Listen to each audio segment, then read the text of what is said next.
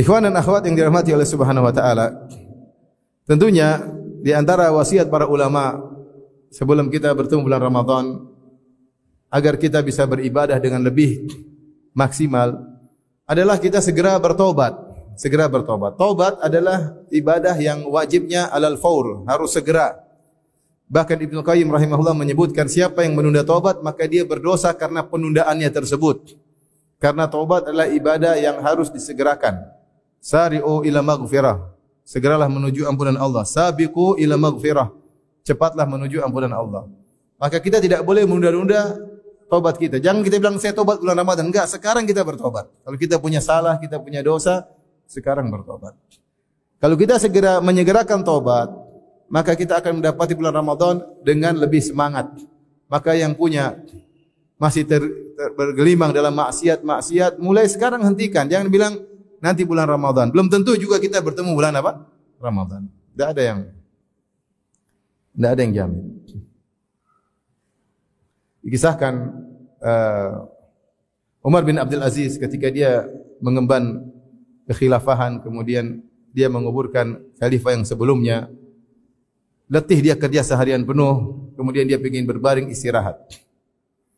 Maka anaknya datang mengatakan, wahai ayahanda, itu banyak madzalim, banyak hak-hak yang belum kau sampaikan kepada pemiliknya. Kata dia, wahai bunaya, wahai putraku, saya ingin istirahat sebentar. Besok insya Allah masih ada waktu, lusa masih ada waktu. Kata anaknya, wahai ayahanda, dari mana kau tahu kau masih bisa hidup sampai besok? Maka langsung dia bangkit, langsung dia kerja lagi, dia kembalikan hak-hak kepada orang-orang yang punya hak-hak tersebut. Maksud saya dalam kebaikan jangan kita tunda-tunda. Jangan tunda-tunda. Kita enggak tahu kita apakah masih bisa hidup besok. Jangan besok sore masih bisa hidup, kita belum tentu tahu. Betapa banyak orang Allah beri hidayah dalam hatinya untuk bertobat di malam hari, tapi dia tidak terima hidayah tersebut. Dia bilang besoklah saya bertobat. Ternyata malam itu dia meninggal dunia, tidak sempat bertobat. Seandainya dia bertobat, dia cuma berkata satu kalimat, ya Allah, aku bertobat kepadamu, maka diampuni dosa-dosanya, kemudian insya Allah dimasukkan surga Allah Subhanahu wa taala. Maka wasiat yang pertama sebelum datang bulan Ramadan, segera bertobat. Yang masih punya kegiatan maksiat berhenti. Sekarang juga ya. Yang punya hobi nonton film Korea berhenti. Ya, nonton film Korea maksiat, buang umur, buang waktu, dilihat cewek-cewek cantik, boneka-boneka dilihat di film-film. Yang ibu-ibu juga suka nonton Korea berhenti.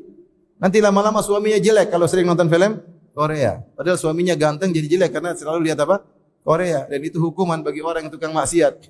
Kelezatan dicabut oleh Allah Subhanahu wa taala. Ini benar. Siapa yang tidak menjaga pandangannya, kelezatannya akan dicabut oleh Allah sedikit demi sedikit sampai dia ketemu pasangannya terasa hambar. Oleh karenanya berhenti dari kegiatan yang tidak bermanfaat, apalagi kegiatan maksiat. Di antara kegiatan maksiat adalah nonton film Korea. Setuju atau tidak? Jangan-jangan kita masih khilaf. Masih khilaf. Oleh karenanya bertobat. Bertobat. Yang berikutnya semua masih kita tinggalkan. Yang hobi musik-musik tinggalkan. Udah kita sekarang mau ketemu bulan Ramadan. Sejauh mana kita serius, Allah akan akbal alaina. Allah akan juga membuat kita semangat. Allah akan menyambut kita. Kata Allah dalam hadis qudsi, "Man taqarraba ilayya shibran taqarrabtu ilaihi dhira'an."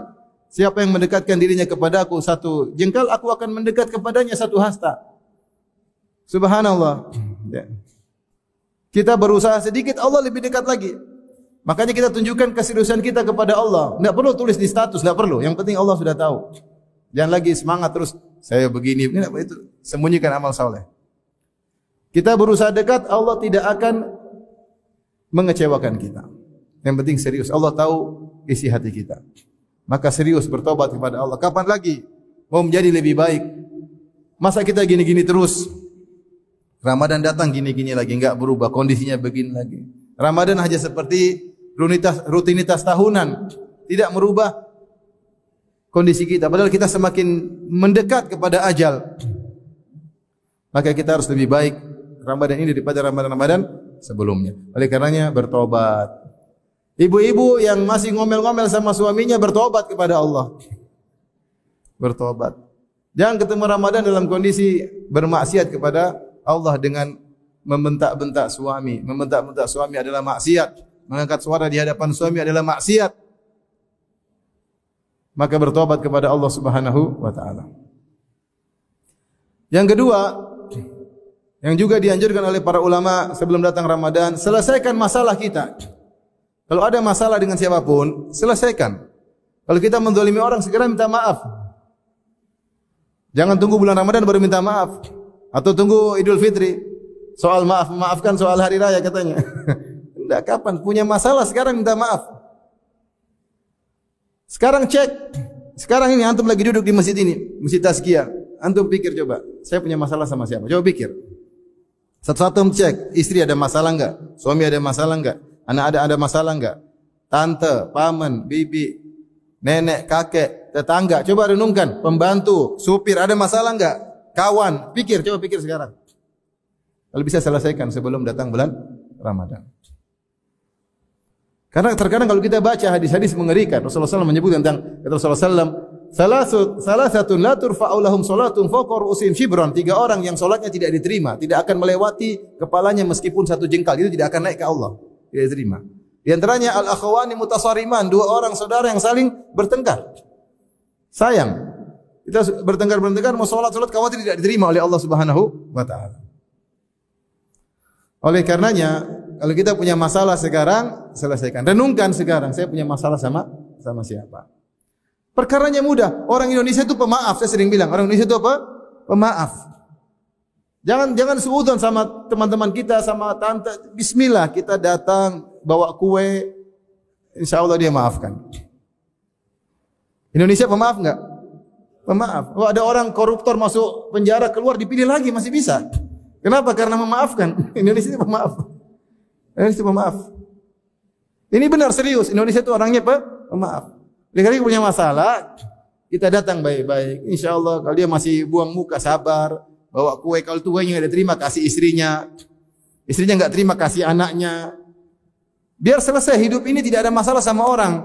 Karena kalau kita ada masalah, nanti urusannya di akhirat. Kita nggak pingin urusan di akhirat. Di akhirat sudah setengah mati nanti.